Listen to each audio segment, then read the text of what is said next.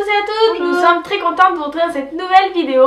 Aujourd'hui ça va être une vidéo un peu particulière, on va vous parler un petit peu de Diabhead. D'abord comment on a créé Diabhead au début sur YouTube, comment tout ça a démarré, vous expliquer un peu l'évolution de jusqu'à aujourd'hui, du début jusqu'à maintenant, et ensuite les évolutions possibles de Diabhead sur YouTube.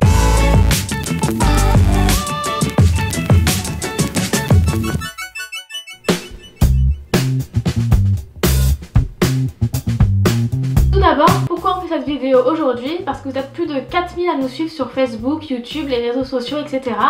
Et peut-être que dans les 4000 personnes qui nous suivent, il y a peut-être des gens qui savent pas ce que c'est Diabhead, pourquoi on l'a inventé, voilà, qu'est-ce que c'est exactement Diabhead. Donc là on va vous l'expliquer dans cette vidéo. Alors d'abord Diabhead, comment ça a été créé. En fait la chaîne a été lancée en mars 2014, donc au début c'est moi un peu toute seule qui ai décidé de lancer ça. À la base j'avais créé un site internet d'aide aux étudiants en BTS diététique parce que je suis diététicienne à la base. Voilà, donc le site que j'avais appelé Diabhead, et en fait c'est vrai qu'à l'époque, après mes études de diététique, j'avais fait une licence pour continuer un peu mes études, et c'est vrai que je travaillais pas beaucoup à l'école, donc je passais énormément de temps sur YouTube notamment, et en fait je voyais que sur YouTube on apprenait plein de choses, on apprenait à se maquiller, à jouer de la guitare, à plein de choses, à jouer aux jeux vidéo, enfin on apprenait plein de choses, mais il n'y avait pas beaucoup de choses sur la santé, sur le diabète, sur tout ce qui est pompe à insuline et tout ça.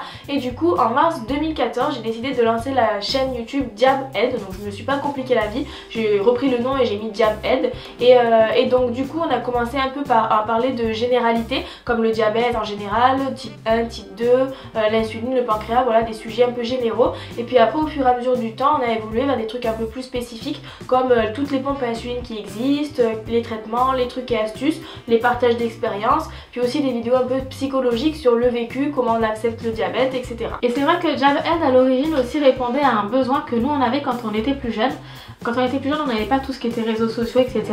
Et donc c'est vrai que c'est quelque chose qu'on aurait aimé avoir quand on était plus jeune et qu'on était diabétique, de partager, de regarder des choses comme ça sur internet, de pouvoir apprendre sur le diabète sur internet, des choses comme ça. Voilà, c'est un besoin que nous on avait quand on était jeune. Ne serait-ce que quand le jour où on est passé sous pompe à insuline, c'était pas il y a pas très longtemps, c'était en 2012, quelque chose comme ça. Et c'est vrai qu'on aurait aimé trouver quelque chose qui récapitule toutes les pompes à insuline qu'on peut choisir, voilà, tout le choix qu'on a en étant diabétique. Et c'est quelque chose qui n'existait pas. Et on a trouvé ça dommage, voilà, de ne pas avoir ce truc quand on était à ce moment-là. Voilà. Et du coup on utilise aussi des réseaux sociaux qui selon nous répondent aussi à... Enfin, on touche beaucoup de personnes sur les réseaux sociaux, notamment les jeunes, et je pense que c'est quand même peut-être des personnes qui ont besoin aussi de savoir un peu ce qui se passe, d'aller voir un peu sur internet. Quand on est jeune on aime bien aller sur internet, donc voilà, c'est vrai qu'on touche beaucoup de gens sur les réseaux sociaux, et c'est un petit peu aussi ça Diabhead, c'est de pouvoir discuter avec plein de gens différents. Et c'est vrai qu'au début, au moment où on l'a créé en 2014, au début on postait des vidéos un petit peu au compte-gouttes, voilà, il y a des mois où on pouvait en poster 4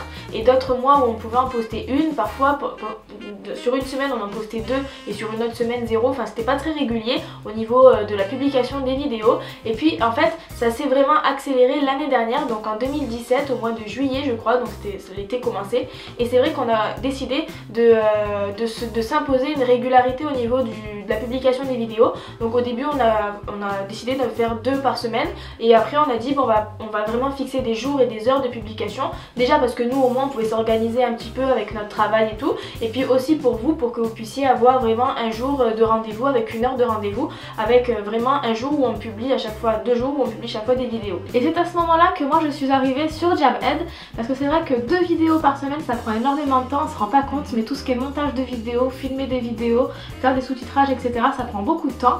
On a un travail toutes les deux, et c'est vrai que Diabhead c'est le fruit exclusivement de notre temps libre. Voilà, on fait ça hors de nos temps de travail, donc voilà, ça prend du temps, et c'est pour ça que je suis arrivée pour venir en aide à Elise sur Diabhead. Bien entendu, il est normal de se poser la question de savoir si on gagne de l'argent avec tout ça, vu le temps qu'on y passe, vu l'énergie qu'on y met, etc.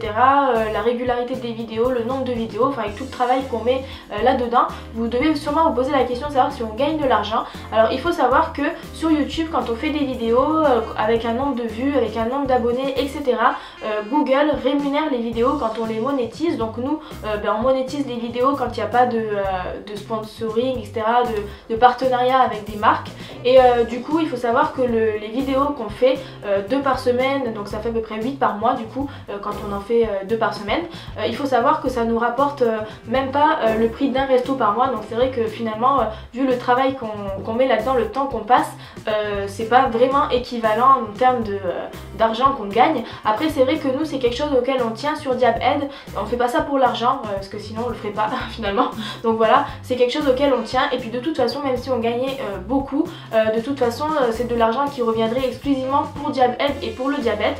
Il faut savoir que des fois on fait des déplacements pour des labos, etc., pour des interventions, et l'argent les labos peuvent pas nous payer nous-mêmes, donc ce qu'ils font c'est qu'ils donnent l'argent à des associations. Donc on choisit des associations et puis du coup ils leur font des dons, et donc ça c'est quelque chose auquel on tient. Et donc récemment sur les réseaux sociaux vous avez annoncé un gros projet qu'on voulait réaliser en 2019, donc on va pas vous donner trop de détails dans cette vidéo sur ce que ce sera le projet, etc. On vous dira ça un peu plus dans une prochaine vidéo, mais quoi qu'il en soit, pour ce projet on voulait partir sur une demande de sponsoring et puis de dons participatifs. Donc pour l'instant on sait pas trop encore sur quoi on va aller, mais quoi qu'il en soit ce sera pour nous aider dans la réalisation de ce projet. Et donc bien entendu si on parle d'argent, il va se poser la question du statut de Diabed, dans le sens où on n'est ni une association ni une entreprise, donc du coup on n'est pas censé gagner d'argent, d'autant plus que dans le milieu de la santé, nous on est considérés comme des patientes, et du coup c'est compliqué pour des entreprises de nous donner de l'argent, de nous sponsoriser sur un projet,